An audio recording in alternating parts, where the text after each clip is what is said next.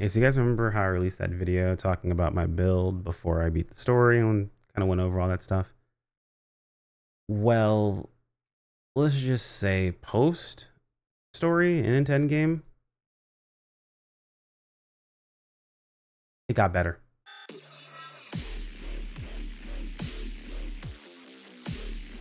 Yo, what is going on, my fellow weebs? Corner here and welcome back to the channel. So it's going to be an update to the build guide or build video that I made the other day. Just going over what has changed since I hit Endgame, what I focused on farming, what I'm using, what's working, what's not working, and everything in between. Just a disclaimer, if you've already seen the previous video, this first part hasn't changed because I have not farmed any of my factors and I'm probably not going to have time to farm all the fusion factors. So just know this can get way stronger if you've been pretty diligent about farming factors and things of that sort. I'm going to talk about the ones that I find to be the most important, the ones I'm going to go after when I get the chance. And then of course the ones that are kind of important for the build itself. So this build centers around one specific general action, and that is limit change. Limit change allows you to exchange your VP to increase your stats. It slowly drains VP, and you get maxed emergency dodge and vulnerability period along with max stagger resistance. Once your VP hits 1, it forcibly enables the limiter, and it basically stops this from working, meaning it doesn't just continue to tick even while you're at 1 HP.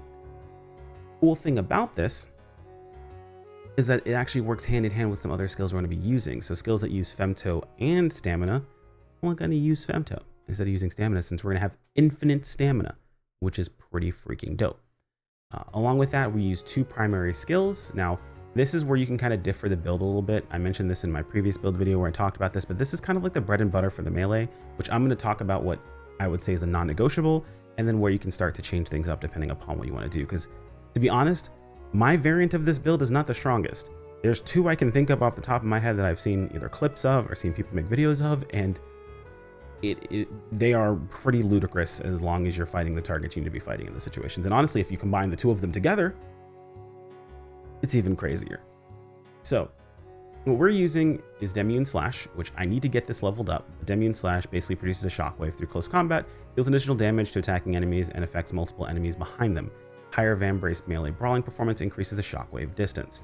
The big thing about this skill when you're using with Itachi is, and they don't show it here, which is kind of really annoying that they don't do it, and I wish they showed damage numbers so you could see this a little easier, but you're essentially just doing the standard Tachi combo, and every single swing of your standard combo also shoots this blade beam, this actually shockwave along with it as well. Meaning that not only if you're close are you hitting with the actual weapon, but you're also hitting with the beam as well on top of that. It's really, really nice, does really good damage. Actually, DPS in general, the numbers aren't super high, but it does really, really good DPS. So you definitely want to have this along with the weapon we're going to be using, because it actually does work interesting with the weapon we're going to be using. But the main star of the show is our boy Combo Thrust. Combo Thrust, I saw this originally when the game came out, looked at it, I was like, this feels like it's going to be kind of strong. It is. Essentially, you just stab your target over and over and over again for massive damage. The higher your melee brawling performance is, the less stamina it uses and the less femto it uses. Higher aerial speed is the more you move during the actual attack, so you can keep up with your target. So aerial speed is somewhat important, but really you can just kind of dash with this build. Since we're going to have infinite stamina, you don't have to worry too much about it. But if you don't want to worry about having to maintain, gap closing to your target, it's best that you go the route of higher aerial movement speed as opposed to ground movement speed. I prefer ground movement speed, but aerial movement speed is probably the better choice for you given the circumstances, and we'll talk about how you can choose between those 2 things. This is going to be the first point where I'm going to mention, like, you can kind of do whatever you want here, but like the pivot, Knuckles is just better with this skill, by the way. So you can use this with Knuckles and you just jab over and over again really, really fast for a lot of damage. I'd argue the 2 best melee weapons in the game are probably going to be Knuckle and Mace. Mace with weapon throw, it takes multiple times. So you can do the same setup and use the Mace with weapon throw for like really, really big targets and tick through them multiple times. You use a weapon throw, or you can use Knuckles and just punch your target to death. You can have 1 physical knuckle and one laser knuckle. If you're asking, well, which knuckles should I use? I have no idea. I don't build knuckles, so I really can't give you an answer on that. I know, like, I think Gunfort might drop 1. You're gonna have to look around. So do a bit of searching, you'll find it. But I can tell you from what I've seen of the clips, Knuckles is probably the strongest way to go in this route. So pretty cool stuff. As far as like passives that are going to be useful for you, if we go to is it the list? Compendium? I think this is the list, right? Yeah, this is it. It's the list you're looking for. So things you're going to be looking for that are going to be really useful for you are just kind of the standard stuff, really. When you're looking at passives, outer HP would be really, really nice. Outer HP regeneration really hasn't been super like helpful for us. Like that's something I've like found annoying, is not being able to have HP regeneration, so it doesn't really matter. Max stamina isn't really useful. You're gonna have infinite stamina, so this is okay for situations where you're not always fighting, you know, a huge target. But it's one of the situations where you kind of have to decide, is it going to be worth the 9 points for you? I don't think it is personally. Melee brawling performance, you absolutely are going to want. Higher melee brawling performance is going to, of course, increase the stamina or decrease stamina consumption and femto consumption, and of course contribute to your damage overall on your DPS. So definitely do want to go ahead and get melee brawling performance. And this is a percentage-based increase. So the more you have on your gear, the more useful this actually is. You definitely do want that.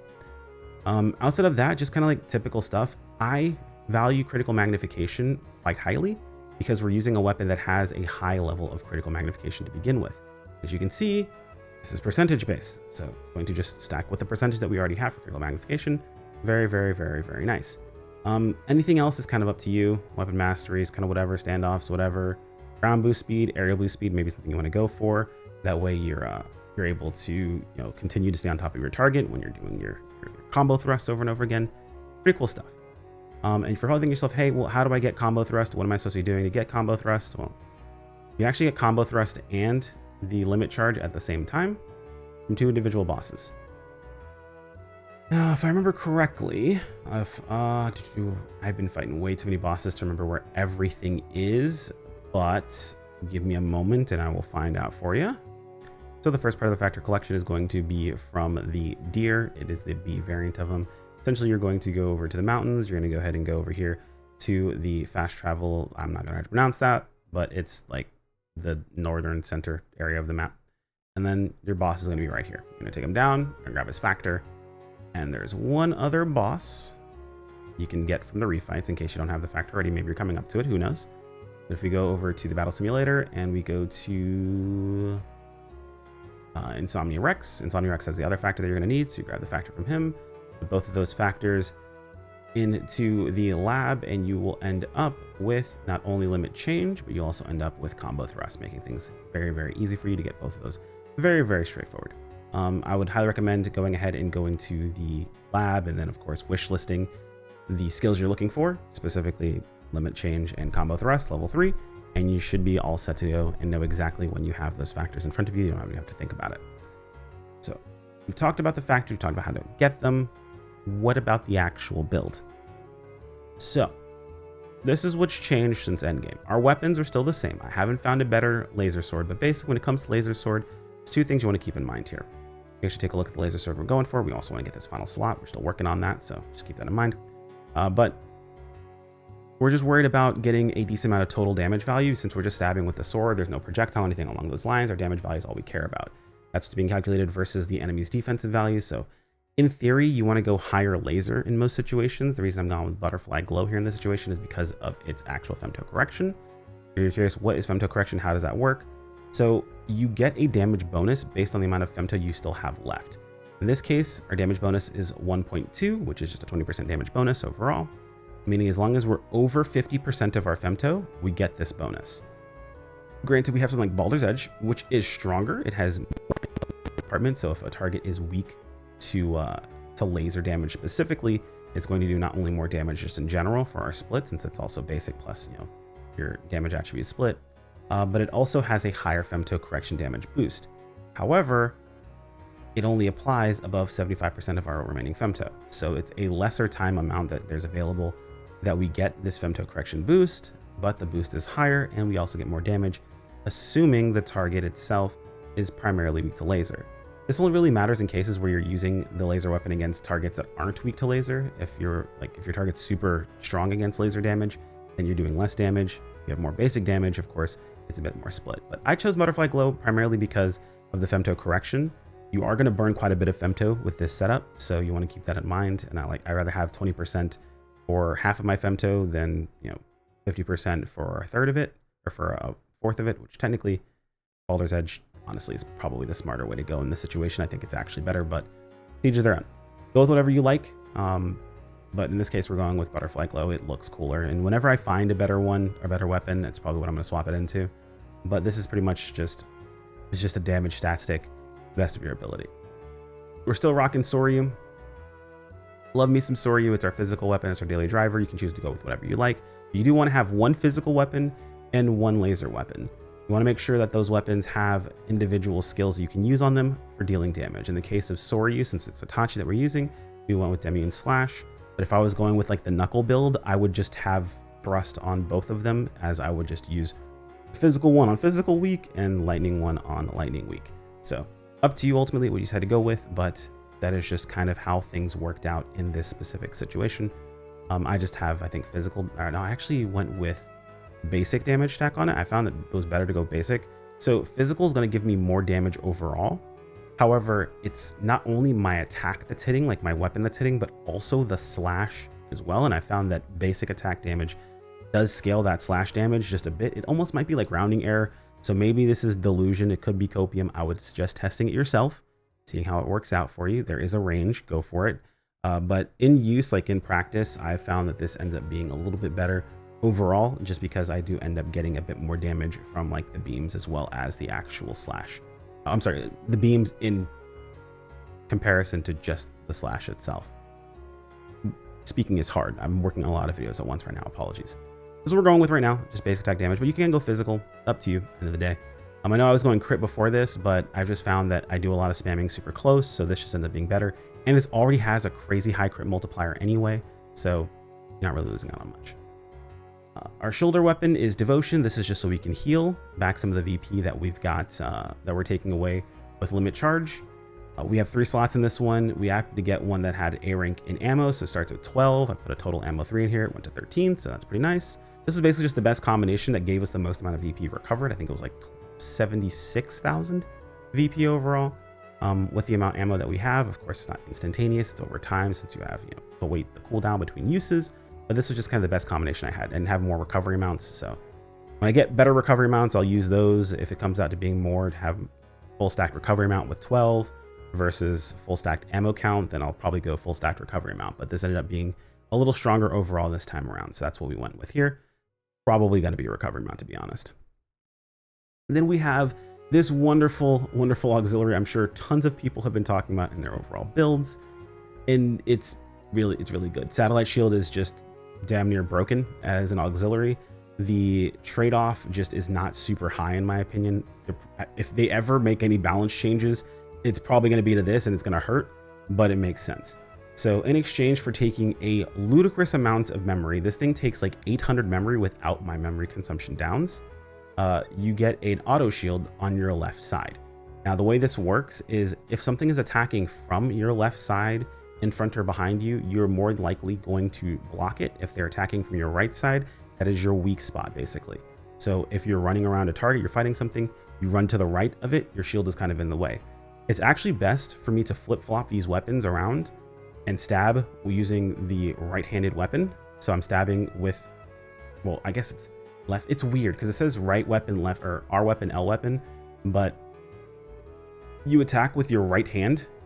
So it's just kind of backwards. It kind of goes along with like my mouse button presses. It's very strange, but basically it's better for me to have these swapped, because then my character, when he's stabbing with his left side if these are swapped. And if he's stabbing with his left side, his shield is in front of him. So if I'm being attacked, I'm more likely going to block something from in front of me.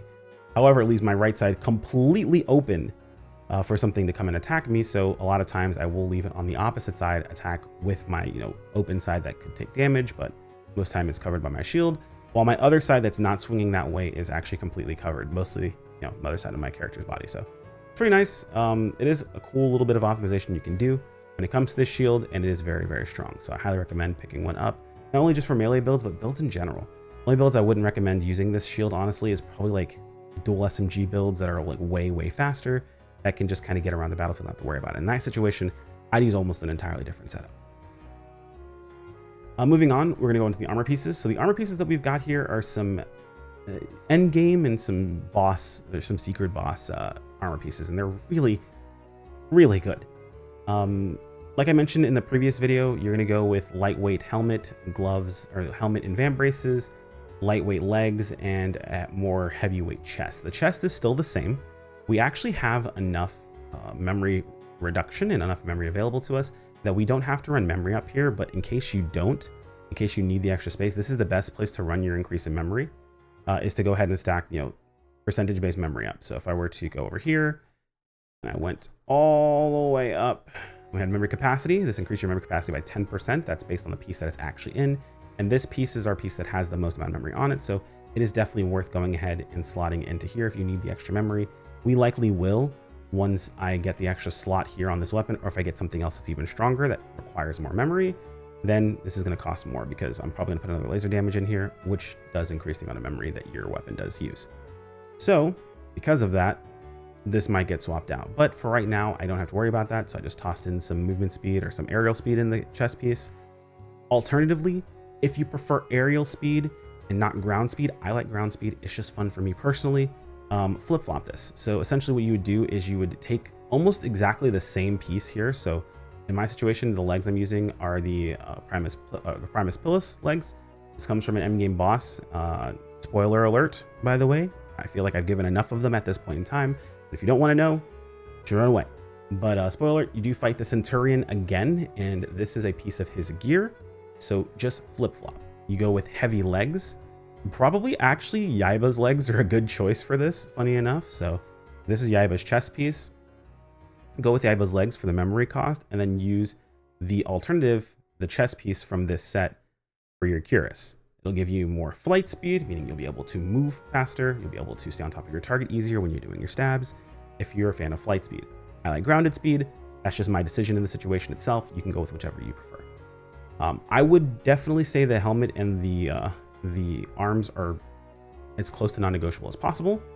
The helmet is also from that same boss. We have VP up, just slot it into it to get the most VP we can. It is percentage based. So technically, or no, I'm sorry, it's not, it's flat. So technically having it in the helmet is totally fine.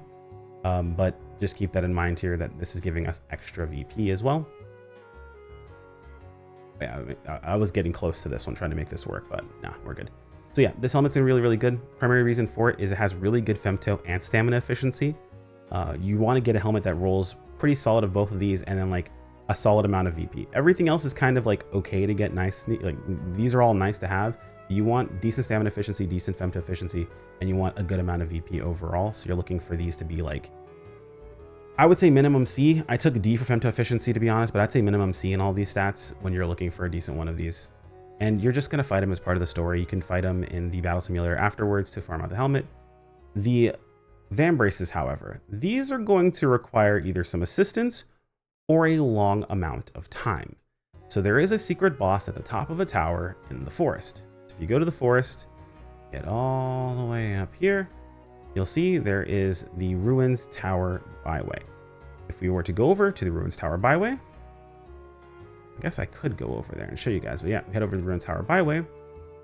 You're going to find a very annoying tower. All right, so we're at the teleporter. Just walk in here, interact with this. It'll take you to the Ruins Tower. And I have mixed feelings about this because I think it's kind of silly. It's really cool from a like Easter egg perspective. And in case you don't want to know about this, there's essentially a secret boss that you can find in this area. But the spoiler alert, first off, it's really funny that people have their corpses here. But he's at the top of the tower, which takes 5 to 8 hours in real time to fly up to. This is not a joke. I am being dead serious. You have to fly up there, and it takes up to 8 hours real time to get there, which I find to be a bit ridiculous. It's cool from the perspective of like, ooh, you know, interesting little boss or whatever, you know, like this is like a cool Easter egg. But again, in today's information technology, like that's only interesting the first time, or it's kind of cool when you first see it. Afterwards, it's just an annoyance. So what I would highly recommend, I mean, granted, you're open to your own opinion in the matter. I think it's very silly, but it's kind of cool at first, but now it's kind of like whatever, right? I'm not spending 8 hours flying upwards. So what you do is you find someone else who's already been there, and you have them start in base, and you have them join you. And then once you guys are there, they will teleport you up to the very top, the summit. And then I recommend you save. You could also just fight him along with him. But you're just going to fly all the way up here to the very top. And you can barely see him. All the way back there, there's a secret boss, the All-Knowing. And he hits hard. We're going to fight him as the demo for this build after I can make sure that I know for a fact I can beat him. I'm pretty sure I can. I'm almost positive we're good. But just want to make 100% sure that's the case. We're going to fight him as the demo for this build. So you want to fight him until you get a good pair of these arms. You're looking for B to C. I'd say minimum C brawling performance on the arms. Everything else isn't super important. VP is really good on these as well. So at least C on VP and brawling performance on each arm. And then you want to stack up as many brawling performance increases in the slots as possible. Legs, like I mentioned beforehand, depending upon what you're going for. If your legs are going to be your heavy slot, then you can put your memory up if you need to in there, or you can put speeds in there to kind of counterbalance the fact that there might be slower legs. Or if you happen to go with, like me, you go with lighter legs, speed in the legs, and then of course, memory in the chest if you need the extra memory. And what this does is this creates a build where either you're flying really fast or you're running damn near at femto speed. So it's really, really fun. I actually like this a lot. And I'm fairly tanky. I've got 26k VP, and I could have more. If I wanted to sacrifice a little bit of my speed, I could stack up more VP. 2400 VP, I want to say. You know, like 2400 VP, which would be pretty cool. I'd be nearing 30k. I could probably stack up even more in like my chest piece and my legs. So I could get quite a bit more VP. And the reason for it and why it's important is your VP is basically kind of, not only, I mean, it's obviously your HP, right? But this drains VP, and it isn't percentage based from what I've learned.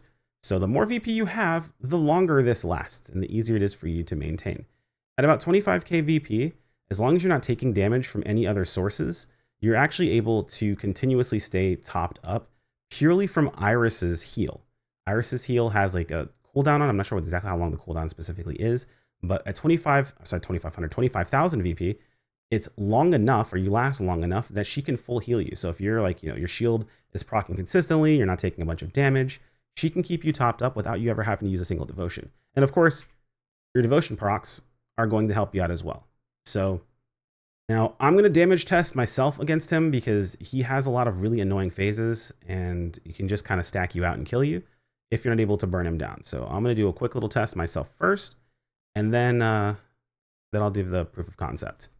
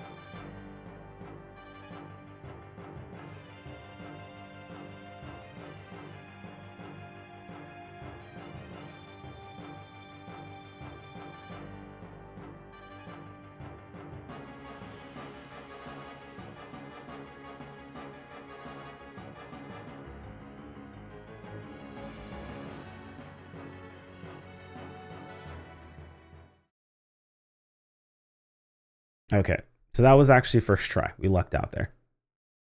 But he can be really annoying, as you saw at the very beginning. Kind of grabbed me at the very, very start of the fight. But as you can see, this build, it does work pretty well. And you basically want to farm out. Wow. Interesting. I think this actually might be better than the ones that I have. See across the board, same amount of VP. And keep in mind, mine has brawling performances in them. And it's 3 slotted, so this auxiliary armor, we'll send it. But yeah, those are the parts. Also, quick tip, loot everyone up here. There is a chance for you to get the gear that they have. If you're curious of how I have so many purple augments on all of my gear, It is looting these guys every time I finish fighting the boss. Ooh, see, look at that. We got 2 purple augments on this. It has physical defense, auxiliary armor. This is like the other Cuirass I would recommend, by the way, Palace, in case you have a different. Oh, there we go. This one has 3 slots. It's terrible. Never mind. That thing is awful. Absolutely awful. But as you can see, we were able to hyper nuke down the boss with no problems whatsoever. Let's go ahead and test this against... I'm trying to think of another boss that was really annoying to fight in melee that we could test this out against. Oh, perfect. We need more brawling performances, so that's what, need 2 more of those to max out our purple upgrades on that. All set to go. Yeah, let me see if I can think of another boss that'd be super annoying for us to fight in melee. You know, Gunfort was always a pain in the butt, specifically for melee. So why not? Now, the funny thing is this variant of Gunfort can actually give us Zword instead. Okay, it didn't. We're good. So we'll go ahead and pop this, get a lock on, and get to attacking. It looks like he's not as weak. Actually, I've never fought this variant of him at all. It's really annoying. Getting a lock on is going to be a pain in the butt too. There we go. As he decides he likes to jump away a whole lot. But we'll just go ahead and see what we can do for damage here. Actually, it might be worth unlocking and just like manually aiming yourself a little bit towards where you want to go. That way you can kind of keep things going.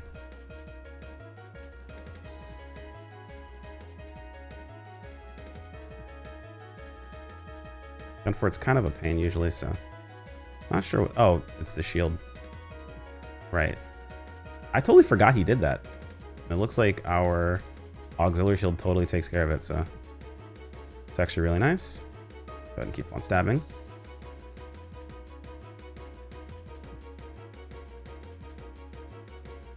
Let's see if we can get...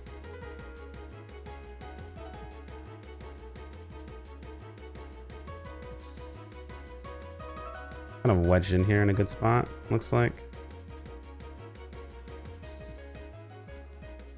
So the issue is we're gonna hit, yeah, we've hit below the amount of femto we have. So I actually usually switch over to using my Tachis in that situation. It's gonna have a little bit less, but what happens is I'm able to maintain not needing to stop and go get femto. So I can maintain uptime on my target. So let's go ahead and just dodge that. So we have some pretty crazy ground movement speed, which is really nice. You'll find that we don't have to worry too much about most of his lasers. I wasn't even planning on fighting Gunfort, honestly. I think we broke everything at the bottom, which is a problem. I don't know what other weak spots he has. Let's go ahead and just scan him, maybe. I do see another weak spot. Locked on spot right here. Oh, this is a scary place to be. It's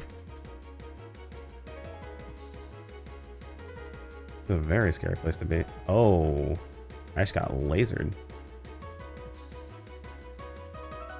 I actually wonder if it's worth me breaking this laser.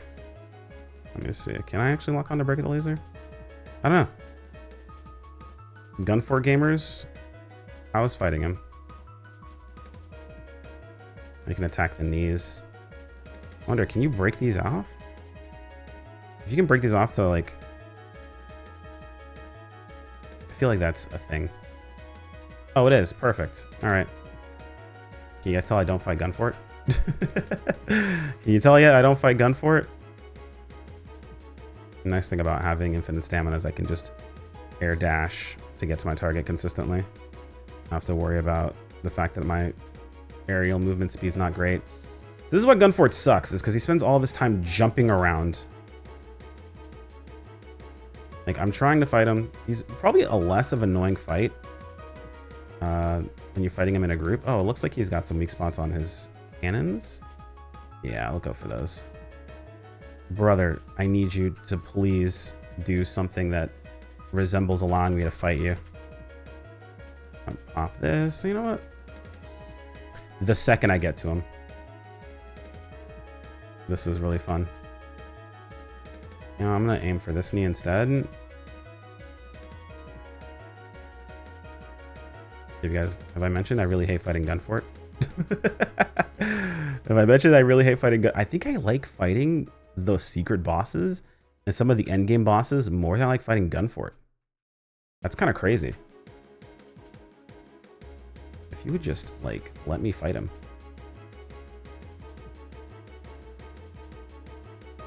Break this open.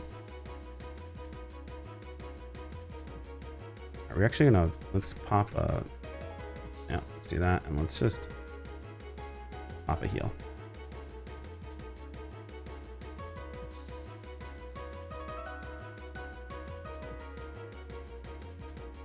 Yeah.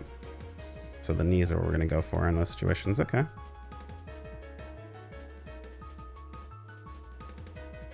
Break his knees, dude. You know what? Now that I think about it, it might be in my best interest to, like, stun him and then not actually go for the grab. Okay, not sure what happened there. Died of cringe, I guess.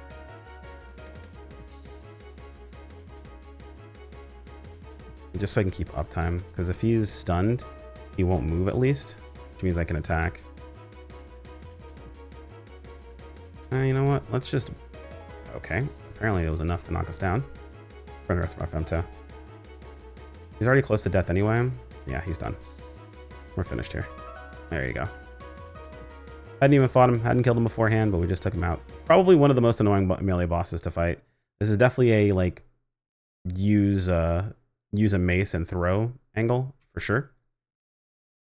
I would say probably the best way to do that, but you know, we like swords on this channel, so that's what we use. Hopefully that's enough of a proof of concept. This video went a little longer than I wanted it to, so I need to get it edited. But yeah, absolutely loving melee in Titanic Scion. Super, super fun. One of my favorite setups overall. I guess I could also mention that you can take whatever heavy arsenal you want. We just take the one that Toby uses. I think it's like White Tiger or something along those lines, just because it's melee.